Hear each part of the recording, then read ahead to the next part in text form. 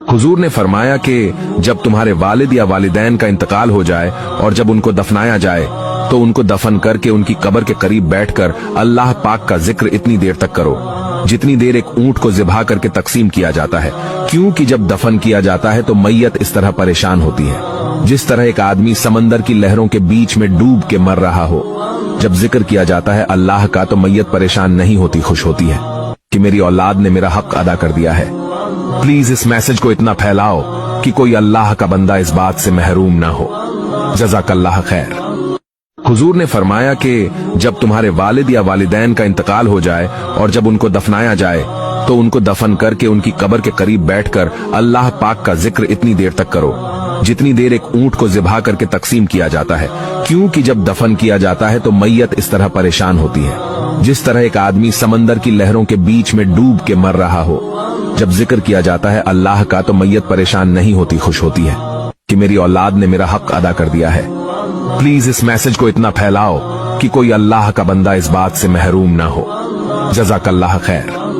हुजूर ने फरमाया कि जब तुम्हारे वालिद या वालिदैन का इंतकाल हो जाए और जब उनको दफनाया जाए तो उनको दफन करके उनकी कब्र के करीब बैठकर अल्लाह पाक का जिक्र इतनी देर तक करो जितनी देर एक ऊंट को ज़िबा करके तकसीम किया जाता है, क्योंकि जब दफन किया जाता है तो मैयत इस तरह परेशान होती है जिस तरह एक आदमी समंदर की लहरों के बीच में डूब के मर रहा हो। जब जिक्र किया जाता है अल्लाह का तो मैयत परेशान नहीं होती, खुश होती है कि मेरी औलाद ने मेरा हक अदा कर दिया है।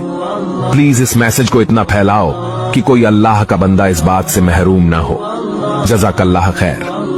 हुजूर ने फरमाया कि जब तुम्हारे वालिद या वालिदैन का इंतकाल हो जाए और जब उनको दफनाया जाए तो उनको दफन करके उनकी कब्र के करीब बैठकर अल्लाह पाक का जिक्र इतनी देर तक करो जितनी देर एक ऊंट को ज़िबा करके तकसीम किया जाता है, क्योंकि जब दफन किया जाता है तो मैयत इस तरह परेशान होती है जिस तरह एक आदमी समंदर की लहरों के बीच में डूब के मर रहा हो। जब जिक्र किया जाता है अल्लाह का तो मैयत परेशान नहीं होती, खुश होती है कि मेरी औलाद ने मेरा हक अदा कर दिया है।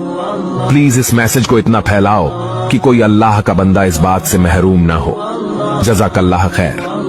हुजूर ने फरमाया कि जब तुम्हारे वालिद या वालिदैन का इंतकाल हो जाए और जब उनको दफनाया जाए तो उनको दफन करके उनकी कब्र के करीब बैठकर अल्लाह पाक का जिक्र इतनी देर तक करो जितनी देर एक ऊंट को ज़िबा करके तकसीम किया जाता है, क्योंकि जब दफन किया जाता है तो मैयत इस तरह परेशान होती है जिस तरह एक आदमी समंदर की लहरों के बीच में डूब के मर रहा हो। जब जिक्र किया जाता है अल्लाह का तो मैयत परेशान नहीं होती, खुश होती है कि मेरी औलाद ने मेरा हक अदा कर दिया है।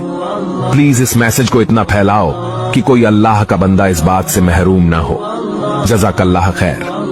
हुजूर ने फरमाया कि जब तुम्हारे वालिद या वालिदैन का इंतकाल हो जाए और जब उनको दफनाया जाए तो उनको दफन करके उनकी कब्र के करीब बैठकर अल्लाह पाक का जिक्र इतनी देर तक करो जितनी देर एक ऊंट को ज़िबा करके तकसीम किया जाता है, क्योंकि जब दफन किया जाता है तो मैयत इस तरह परेशान होती है जिस तरह एक आदमी समंदर की लहरों के बीच में